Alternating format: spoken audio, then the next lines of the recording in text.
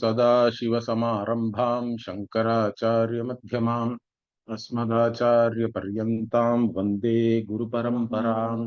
ॐ पूर्णमदः पूर्णमिदं पूर्णात् पूर्णमुदच्यते पूर्णस्य पूर्णमादाय पूर्णमेवावशिष्यते। ॐ शान्ति शान्ति शान्तिः। ॐ नमो ब्रह्मादिभ्यो ब्रह्म विद्या संप्रदाय कर्तृभ्यो वंश ऋषिभ्यो नमो गुरुभ्यः। We were in the sixth Kandika of the fourth Brahmanam of the fourth chapter. Here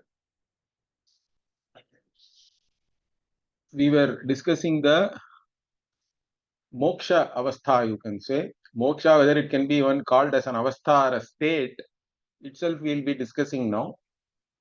But from the standpoint of a samsari, the samsari becomes a mukta purusha. Means what is this moksha then? What is the nature of this moksha? That is the discussion with which Bhashyakara is having now. Now, can it be a different state from whatever was there before?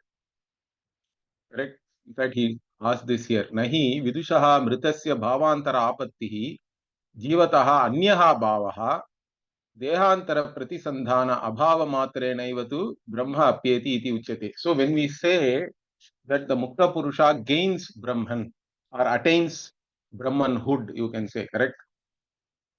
The mukta purusha becomes Brahman. Also, you can say Brahmavid Brahmaiva Bhavati. Now, this becoming means, does it mean that he was not Brahman before and then he became Brahman? That means previously he was something else. Now he has attained a new bhava or a new state or a new nature, whatever you can say, correct? That is the bhavantara apattihi. That too only after death, let us say, correct? Is that moksha or moksha is something different? Now, Bhashyakara says that moksha cannot be something which is starting newly. It cannot be a new state which starts, which is different from whatever state you were in before. Okay. Then why do we say that one attains Brahman? Means he says, for that he has given the meaning. What? Dehantara pratisandhana abhava matrenaiva, he says. That means a samsari is the one who is taking more than one body, correct? Even if he dies in this body, then he goes and takes up another body, we say, okay. So in this way, we see that the samsaris are having a life of becoming while living, and even after death, it continues because they take up another body, we say. Now, that is not there for the Mukta Purusha. The Mukta Purusha does not take up another body. Okay. That is the main thing we are talking about here. And to deny that alone, it is said that the Mukta Purusha becomes like this. Okay. The Mukta Purusha becomes or becomes Brahman or attains Brahman and all that we have to say. It is only purely from the standpoint of not taking another body. But that doesn't mean the Mukta Purusha has attained a totally new state or anything. If we say like that, Bhashyakara says it will be like, it will be against whatever all the Upanishads are teaching us, and it will go against the teaching of oneness of Atma also. And it will become like something that moksha is attainable through karma. Karma hetu kascha mokshaha prapnoti. All these things he said. We saw all these things. So if moksha becomes a state attainable due to karma, karma is the hetu or cause for gaining moksha. If it is like that, then moksha itself will become anitya. It cannot be nitya because all karma phala are always anitya only, that we have seen. There are 4 types of karma phala, and moksha cannot fall under any of those categories. Okay. So this moksha cannot be karma hetukaha, and it cannot be kriya nirvrittaha also, he says. It cannot be something which has been accomplished by any action. And everybody accepts moksha is nitya. Even the Dvaitins talk about a nitya moksha. Even Christians talk about eternal heaven and all that. But how can it be eternal when it starts? Is a question they all have to answer, but I don't know how they answer that. Okay. And Bhashyakara also quoted this Yesha Nityo Mahima. The Brhadaranyaka itself will say this moksha is Nitya. Now continuing, so I think we came up to this point here. Itri Mantra Varna. So now continuing, Nacha Swabhavikat Swabhavat Anyat Nityam Kalpayitum Shakyam. So if we say something is eternal or Nityam, correct? It cannot be something other than your very nature. Because anything other than your nature can be some attribute, can be an incidental attribute or a transient property of you, let us say. If moksha is a transient property or an attribute which comes in time, it will also go away in time. That is the problem, correct? It is not part of your very nature. If it is not part of your very nature, when something comes and goes, then moksha also will be like that.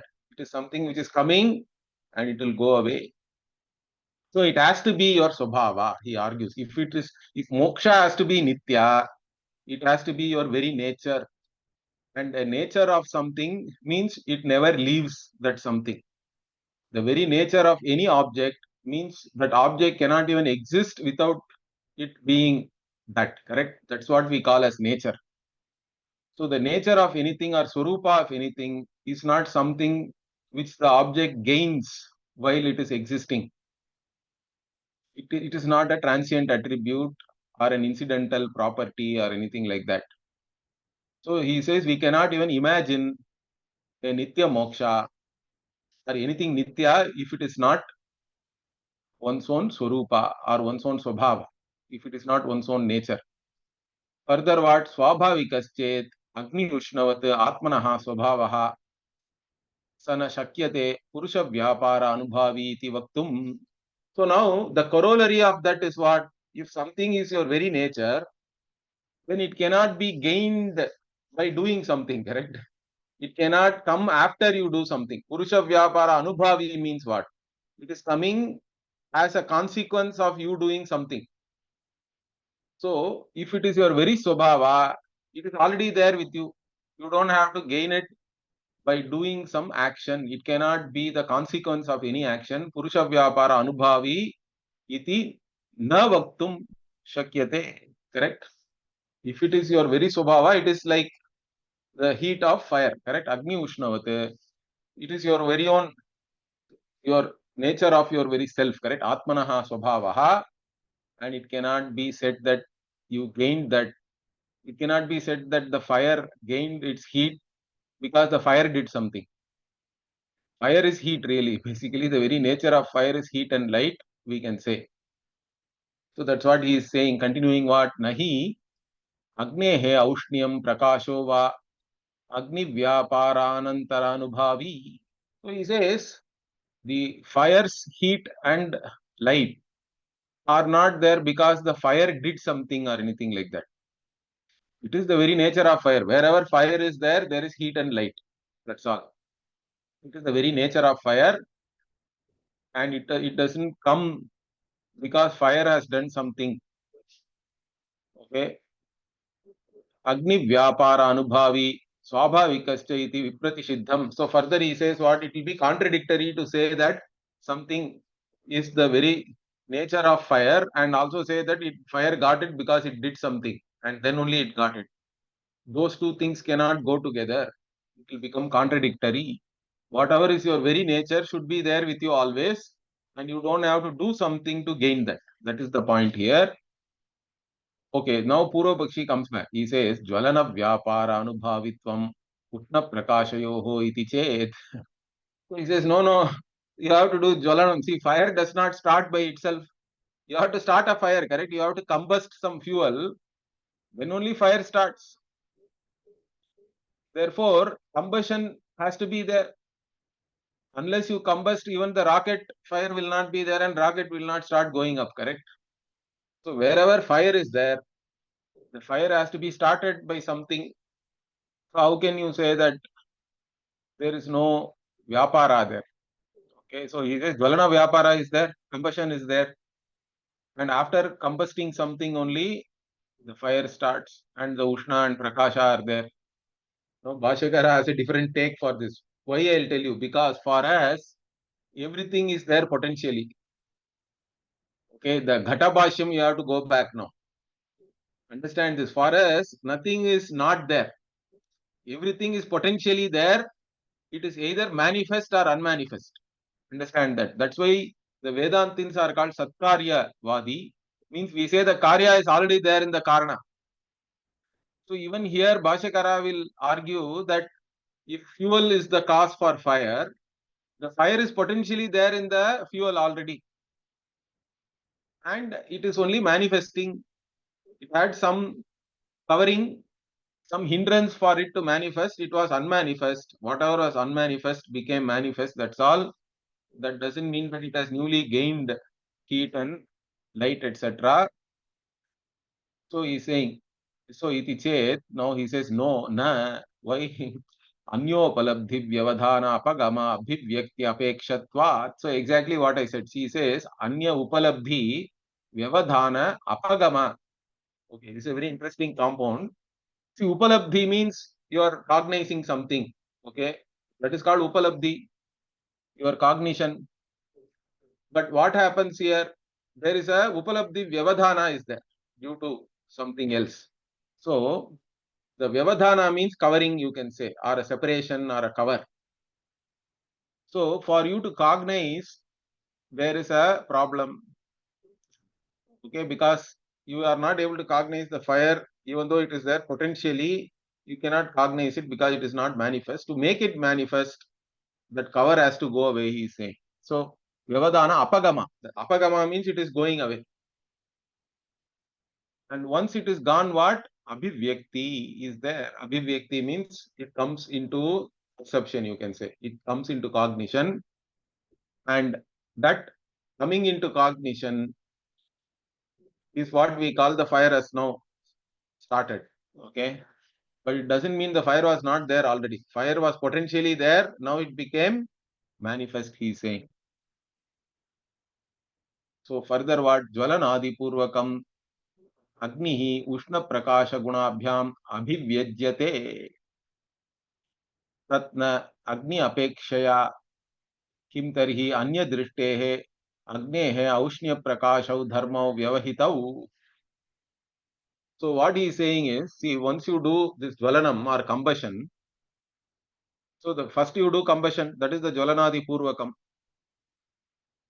Then agni and this agni's ushna and prakasha are now manifest, correct? That's what he is saying. Agnihi ushna prakasha gunabhyam. So along with ushna and prakasha, the agni is now manifest. So Ushna Prakasha Gunabhyam Abhivyajyate means Abhivyajyate means Abhivyakti means it is manifesting. But that is not because of the Agni itself. Agni is always having this Ushna and Prakasha. That is its very nature. So this Abhivyakti is not due to the Agni itself, or Agni did not do anything to become manifest. When it is manifest, you are able to see it. That's all. Okay, that's what he is saying. So it is not Agni Apekshaya means it is not that Agni did something to make itself manifest. Agni is always there. But then what happens? Kim tarhi anya drishtehe agnehe aushnya prakashau dharma vyavahitau. But what is the what is actually happening is what? In some people's drishti means anya drishte means for the other, whoever is seeing the Agni, for them this Agni with its Utna and Prakasha Dharma is covered, it is Vyavahitau. The Ushna and Prakasha are covered, and also what you are not connected to that so that you can cognize it. See, for cognition, you have to have the Indriyartha Sannikarsha and all has to be there, we say, correct? For any cognition, the Indriya and Artha has to come into contact. But here what? Kasyachid drishtya tu asambadhya manav. Means in somebody's drishti, you are not connected to, the Agni's Ushna and Prakasha. Unless you are in the range or you are connected, you cannot have cognition of that. Just because you are not able to cognize, it doesn't mean that it is not there. That is our argument here. Okay. And further he says what? Jvalana apekshaya vyavadhana apagame drishtehe abhivyajyeta. And when you do the combustion, so due to the combustion, okay, Jvalana apekshaya means, the apeksha means there is a dependency, or the Jvalanam or the combustion is the one which now causes that Vyavadhana or whatever is covering your cognition to go away. So Vyavadhana apagame, then the driti is there. You are able to now cognize, and therefore the Agni now manifests for you and you are able to cognize. So this is what is happening. Like this, Bhashyakara is arguing, which is in keeping with our Satkaryavada. Understand that. And that is what in Ghata Bhashya is there in the beginning. If you go to, I think, second Brahmanam, okay, in the first chapter only, there is a huge Ghata Bhashya is there. And we covered it in very much detail. A lot of classes we spent on that. If you want, you can go back and refer to that. So, therefore what? So further he says, Tad apekshaya bhrantihi upajayate. So because of this, he says, there is a bhranti. People think that Agni is getting its Ushna and Prakasha only by combustion. But combustion is not producing the Ushna and Prakasha. Combustion is only removing whatever was covering the Agni which was already there, and therefore the Agni manifests for you. But people think that way, that combustion only has produced it, therefore it is a Bhranti. It is erroneous cognition, but really Agni is always there. So Jvalana Purvakau Yetau Ushna Prakashau Dharmau Jatau Viti. So what is the Bhranti? Bhashyakara himself explains that the Ushna and Prakasha are born due to the combustion. That is what people think. But that is a Bhranti. They are there potentially already. They are not newly born. In fact, nothing can be newly born. And we also always remember this Bhagavad Gita verse is like our axiom, or the basic principle is what? Nasato vidyate bhavaha, na bhavo vidyate sataha.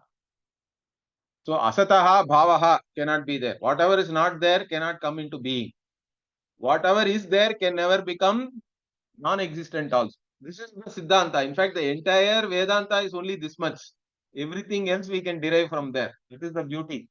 It is a very, very simple half a shloka. Nasato vidyate bhavaha. In fact, it will look like tautology. Means, what are you saying? Are you not stating the obvious? It's like we are stating the obvious, correct?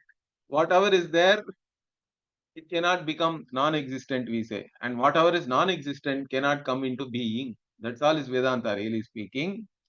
Everything else we derive from there, in fact. So the same thing, if you keep that in mind, so even here you cannot say that all this Ushna and Prakasha and Agni, they were all born. They were not there before and they are born because you combusted something. No, that's not the thing.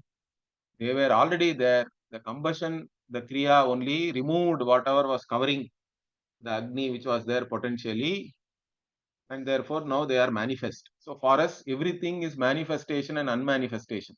There is no real creation and destruction. Understand that. Okay. Okay, now up to this Bhashyakara argued like this. Now he says, okay, I will give it to you. Okay. So he says, Yadi Ushna Prakashayoho api swabhavikatvam na syat. Okay, so if you say no, no, I don't agree.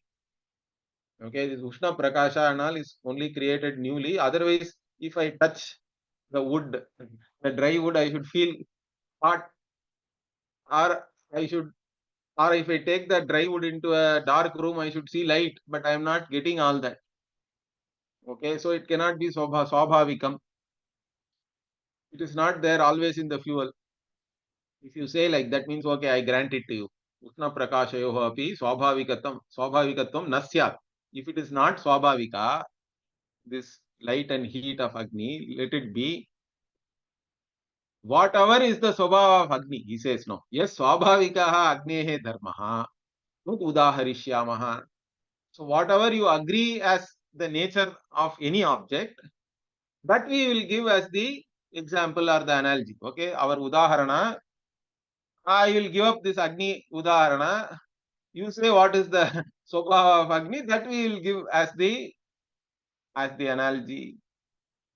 And further he states, you cannot say that an object does not have any nature at all. Okay, there is a padartha and that padartha doesn't have its swarupa. You cannot say that, correct? So he says, nacha swabhavikaha dharmaha eva nasti padarthanam iti shakyam vaktum. So even you cannot say that padarthas do not have their swabhava. Every padartha has some nature, some swabhava. And whatever you say is the swabhava of Agni, we will give that as the udaharana. And we won't say it is Ushna and this whatever. Okay. So that is what is said here. And sorry.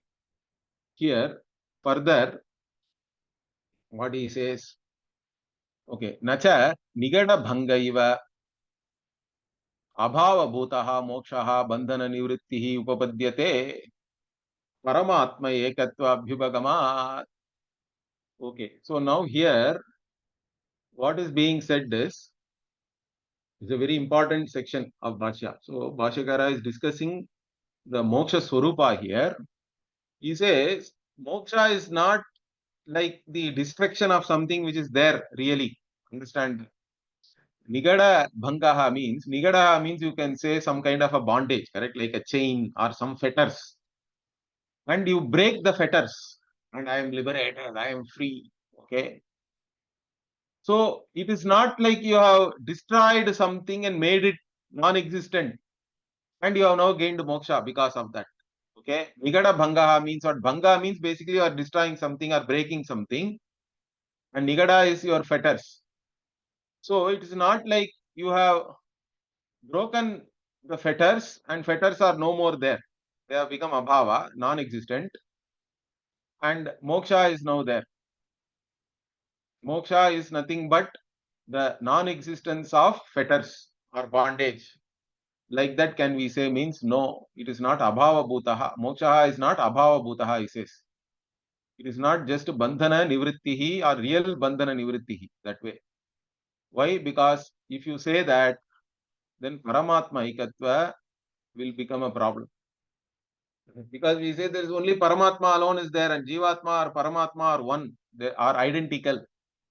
If jivatma and paramatma are identical, then moksha, this bandhana also cannot be real, moksha also cannot be real. Understand that. That's what Bhashyakara is trying to point out here. It is not like you have really broken down your fetters and made the fetters go away. And because of that, you have now gained moksha. It's not like that. Okay. So what is he saying here? You can see here that Bhashyakara is beautifully saying that it is only, everything is only ignorance. Understand that. He will come to that. We will see that. So now he is simply saying that we have accepted that Paramatma Aikatvam is there. And if you have accepted that Jivatma or Paramatma are identical, at the same time you cannot say that really there was a Jiva who was bound really and that bondage has been destroyed now and it has become non-existent. That's why you got moksha. That will not work out. And he is giving Shruti quotations also. Ekameva Dvitiyam iti Shrutehe. So Shruti is very clear. There is only one Satvastu which is Ekameva Dvitiyam. And therefore, if there is only one Satvastu alone which is Satyam, then there cannot be anybody really bound, correct? So he's saying Nacha Anyaha Baddhaha Asti. So other than the Paramatma, there is no really anybody who is there who is bound. Okay, so Anyaha, other than the Paramatma, somebody is really bound, you cannot say because Paramatma alone is there is the teaching. And only if somebody other than Paramatma is there, you can say that he really was bound and then his bondage was broken and then he became Mukta Purusha, or he attained liberation and all that. So that's what he's saying. Yasya nigada nivrittivat bandhana nivrittihi mokshaha syat. So even only if you say that there is somebody other than the Paramatma who is bound really, then his fetters and all can be broken, his bondage is destroyed, and therefore he attained moksha. But if nothing is there other than the Paramatma, and Paramatma is Nitya Muktaha, we say, then where is the question of any real moksha for Paramatma? So he's saying that Paramatma Vyatirekena Anyasya Abhavam Vistarena Avadishma. Okay, but there is nobody other than Paramatma. This we have already discussed in lot of detail, he says, because we are right now in the fourth chapter, fourth Brahmana. So we have discussed this a lot. Okay, so other than the Paramatma, there is nobody else or nothing else really exists. So Anyasya Abhavam Vistarena Avadishma, he says. So it has been already talked about in detail, he says, Vistarena. Therefore, what? Tasmad avidya nivritti matre moksha vyavaharaha iti. Therefore, what? Moksha is nothing but the removal of ignorance. This avidya alone is the separation. That's why I always say that moksha is accomplishing the accomplished. Accomplishing the accomplished means, how did it become unaccomplished?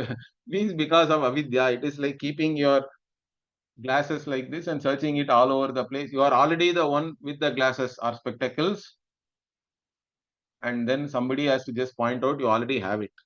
That's all. Then you can again, now I am Mukta Purusha.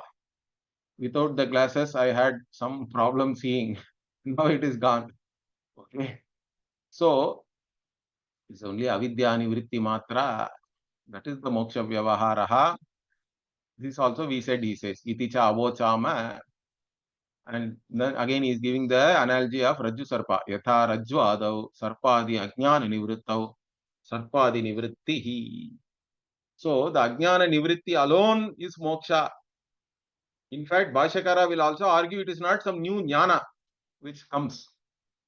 This is also an important point here Bhashyakara is making, because there are some new people who are saying that Ajnana is abhava. There is no Ajnana itself, but a new jnana comes. That is also wrong. There cannot be any new jnana which is producing some cognition and all that for us. Understand that. The ignorance goes away, and along with that, any cognition that I am a samsari, etc., has to go away. I am not a samsari anymore. That is the sarpadi nivritti also. Also here you can see ajnana nivritti Bhashyakara talks about separately, and then sarpadi nivritti he is talking separately. Okay. So the ignorance of rope has to go away. Okay. And then once that ignorance which is creating the appearance of snake goes away, then whatever that appearance also will go away. Okay.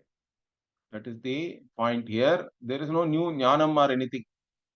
Even the vritti jnanam we talk about is only purely ajnana nivritti for us. In fact, he is going to talk about that next year. You can see.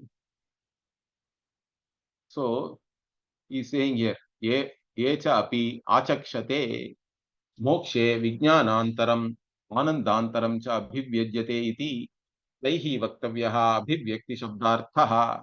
So now he says, even those who propose, okay, what? That in moksha there is a new jnanam you get, and also new ananda. Okay, and say separate ananda which was not there already.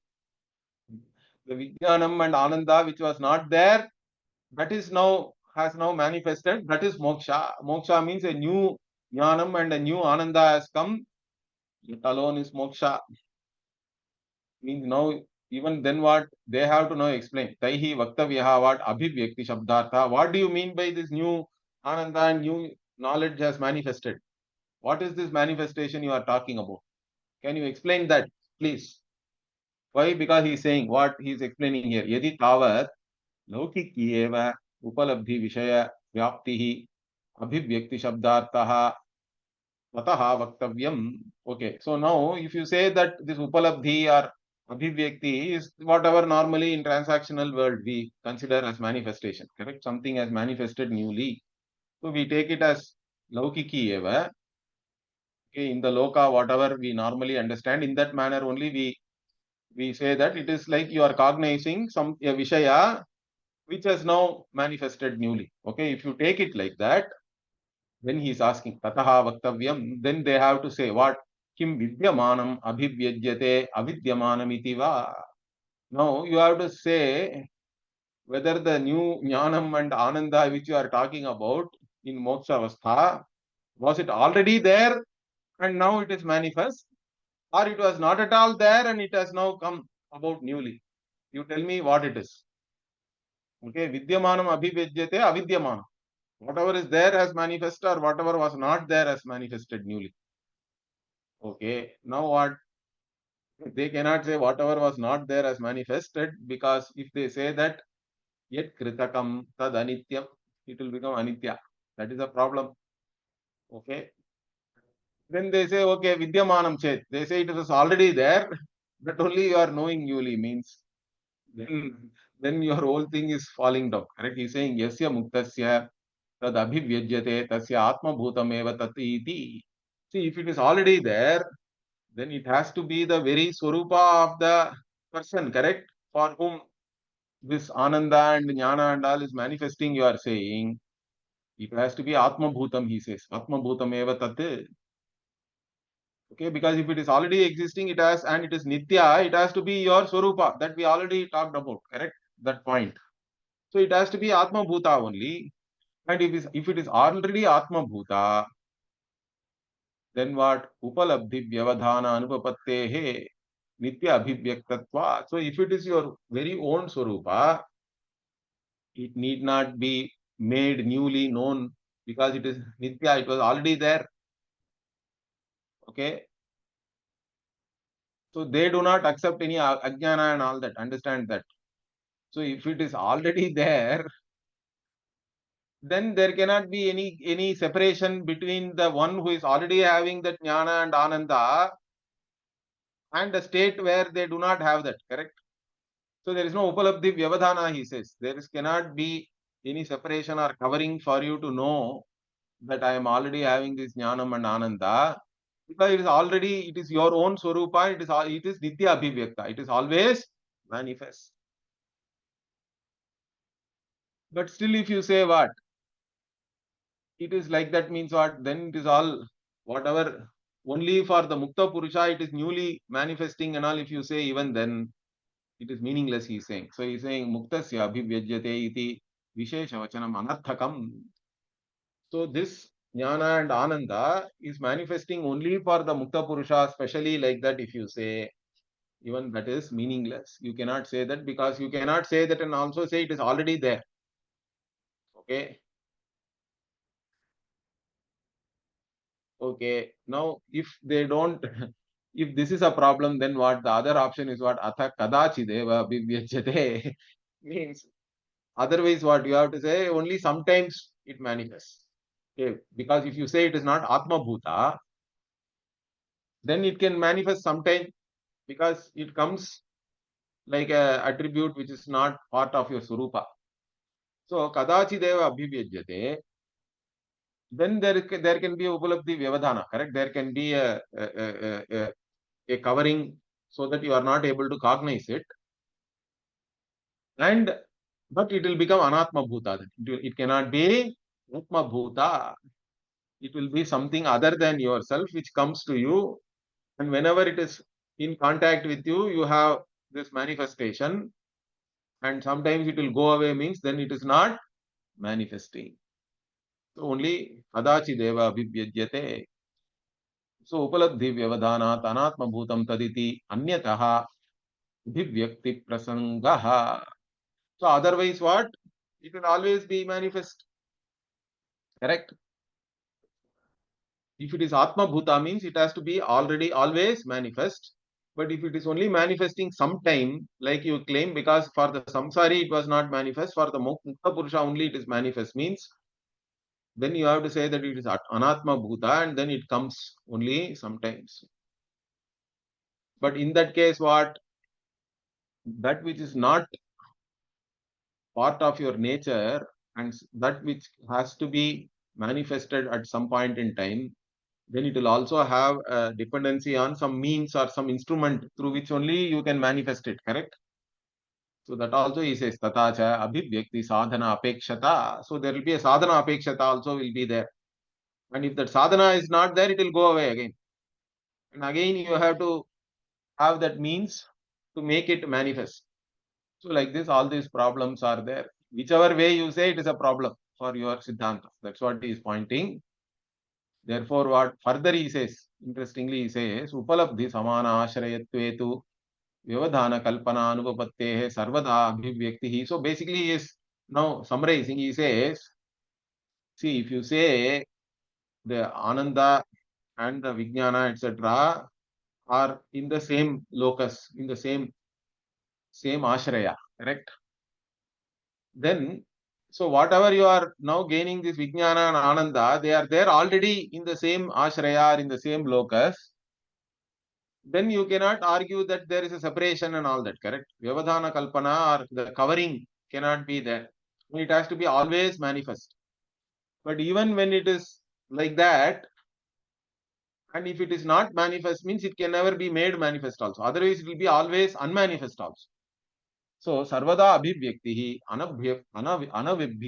anabhivyaktihi va, he says. So, either it will be always manifest or it will never be manifest. It's not that it will come and go. In between, you cannot imagine anything. Okay, if both are there in the same ashraya.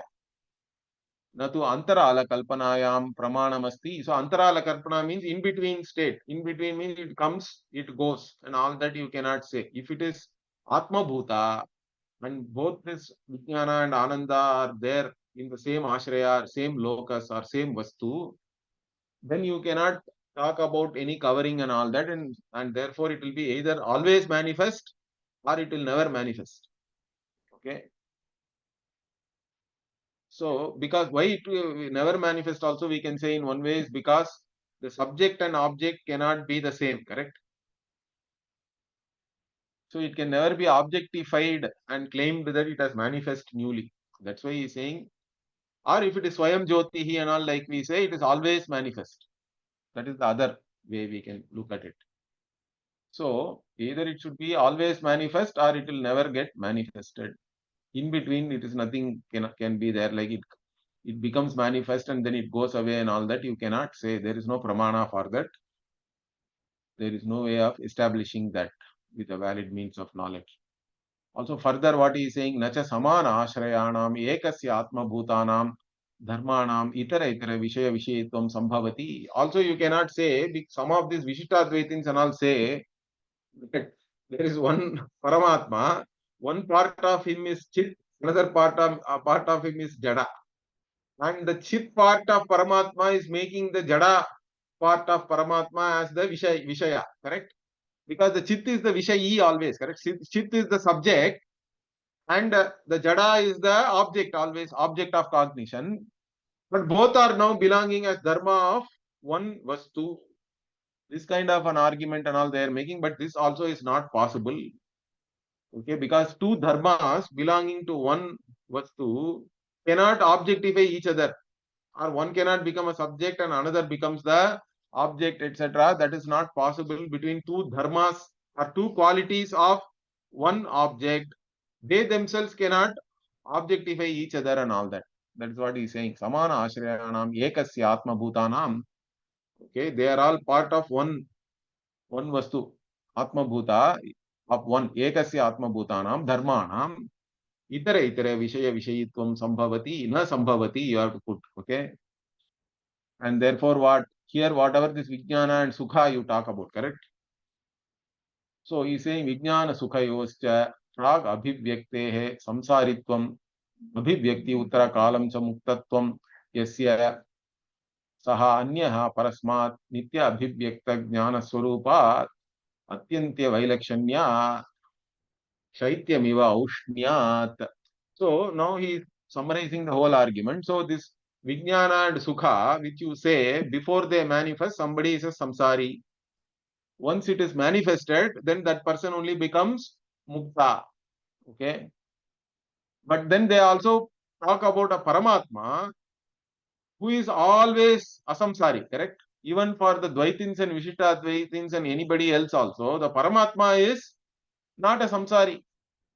For the Paramatma, always this Jnanam and Ananda is there.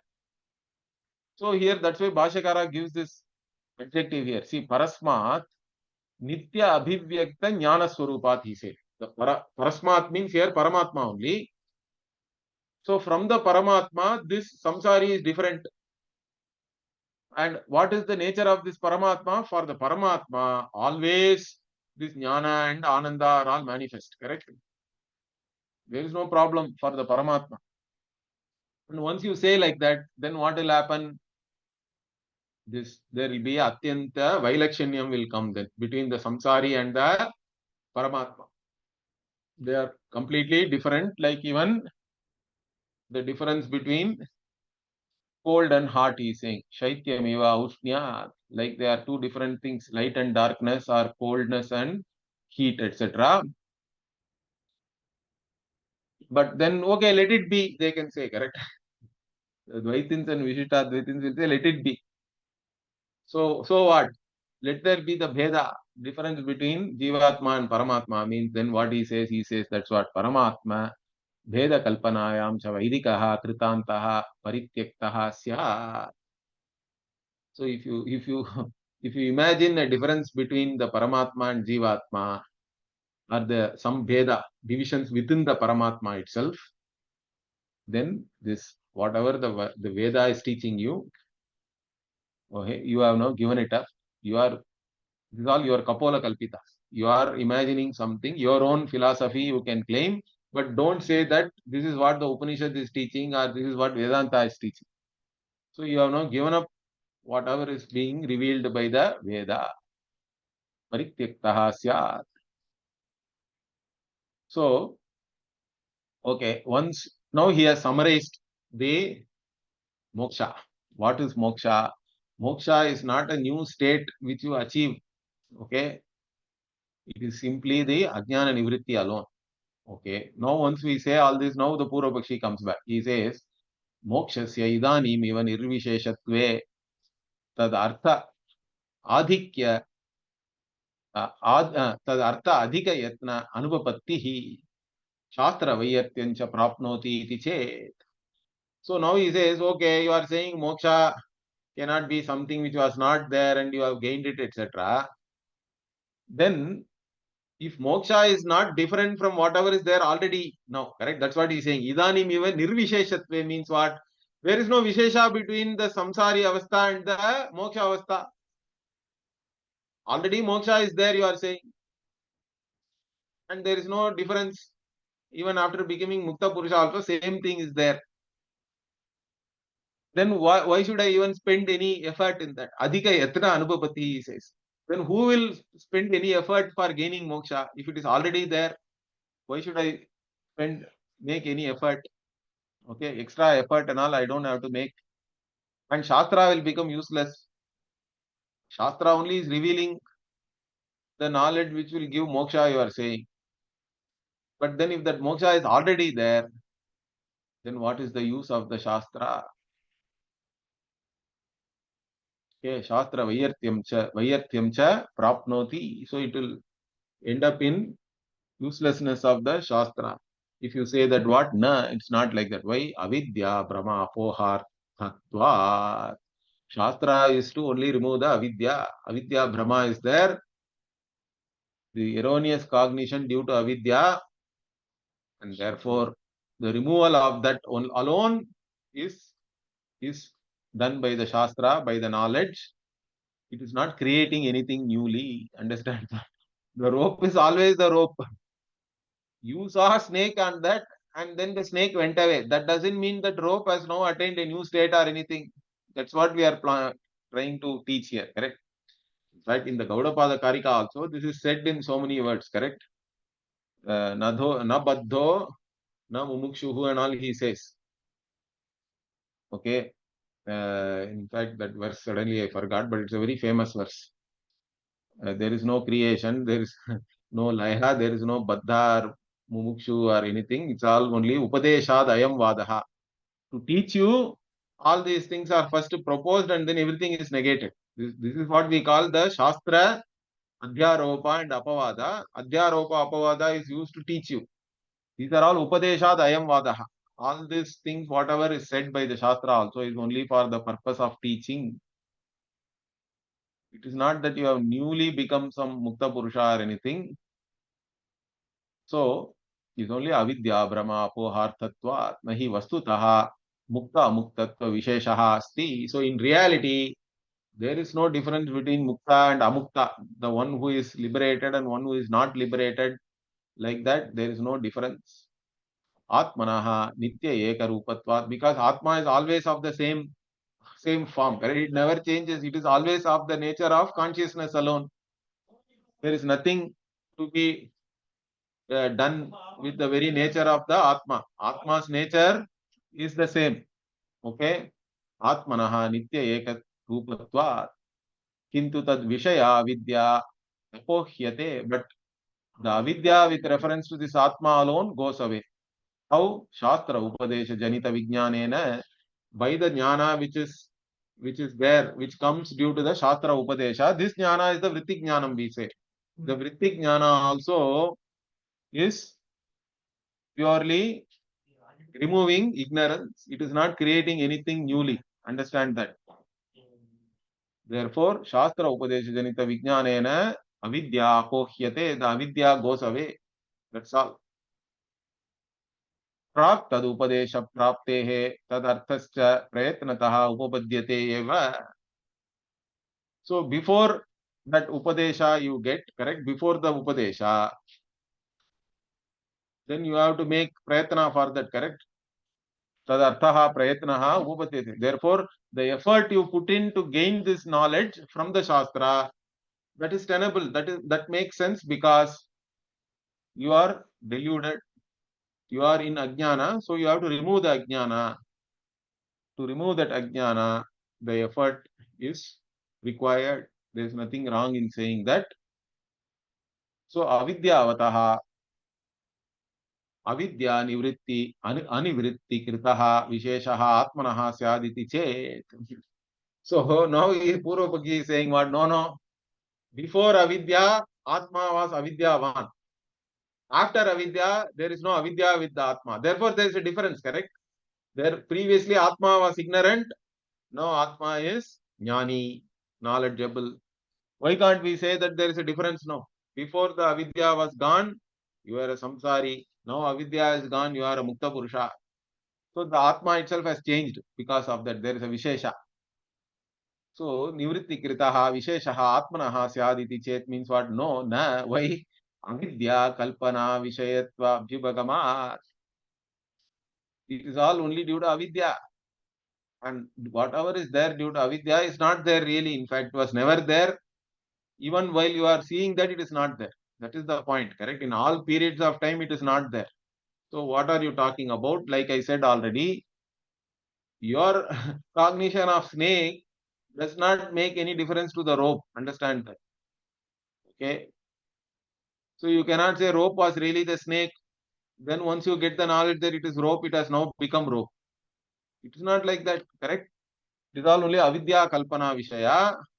And that's what everybody accepts that. And in fact, already I have said that he is saying, Rajju, Ushara, Shuktika, Gagananam, Sarpa, Udaka, Rajata, Malinatwadivat, Adoshaha, Iti Avochama. We have already said this. In fact, I went back and checked that reference. He has said it in the Kahola Brahmana, in the fifth Brahmana of the third chapter. There, Bhashyakara talks about this. In fact, so he has already said, he says that this Atma does not change in any way, correct? You may see a snake on rope, okay, or water in a desert, or sand, or silver on shell, or some dirt in the sky, in the Akasha. but none of that really is there. Understand that. It is all like that. So he has given 4 different analogies here. So like that, adoshaha iti avochamaha. So it does not really make any difference. Okay. Timira, atimira, drishtivat, avidya, kritatvat, kritatva, kritatva, krita, atmanaha, visheshaha, syaditi chet. So now they are saying what? That there is a timira, means cataract or whatever you can say, correct? Or some people have, due to jaundice, you can have a jaundiced eye and all that. So because of that, your vision is distorted, correct? So that means he is now talking at it from the standpoint of the subject. As a subject who is having the timira, your vision is now in one way. Now once the timira goes away, the cataract is gone or jaundice is gone, means your vision itself has changed, correct? That means there is a difference in the Atma or the subject. Initially, the subject was seeing distorted. Now the subject is seeing properly. Is it not a difference or not? Correct? There is a difference, he is saying. So, avidya akartritva, akartritva krita, atmanaha visheshaha syad, he says. So, there is a difference in the way you are looking at yourself or you are looking at anything. Means what? Even that we don't accept. Why? Na dhyayati iva lelayati iva iti swataha avidya kartritvasya pratisiddhatva. So any thinking and knowledge and everything also is equally mithya. It is all only dhyayati iva lelayati iva. So any thinking iva, doing iva, correct? Already said in 4.3 we saw that. So in the Atma, there cannot be any, even the avidya cannot do anything to the Atma. Understand that. Avidya kartritva. That's why the very avidya or maya itself is mithya, we say. It is not of the same order of reality as Atma. Okay, so something of a different order of reality cannot accept, cannot, whatever, cannot affect something which is ultimately real, correct? The Satya Vastu is of a different order of reality. So it cannot be affected by this Maya or Avidya or anything, because everything is only Iva, Yatra Dvaitam Iva. Wherever the Dvaita is talked about or any action, thinking, etc. is talked about, all of them are Iva, Iva, Iva. You have to add. So because of that, this is all already negated. Avidya kartritvasya pratisiddhatva. There is a pratisiddha and aneka vyapara sannipata janitatvacha avidya brahmasya vishayatva upapattescha. Okay, he is giving some more reasons. All that we will see in the next class. Om Purnamadah Purnamidam Purnat Purnamudachyate Purnasya Purnamadaya Purnamevavashishyate. Om Shanti Shanti Shanti. Harihi Om Shri Gurubhyo Namaha. Harihi Om. ಧನ್ಯವಾದಗಳು. Thank you.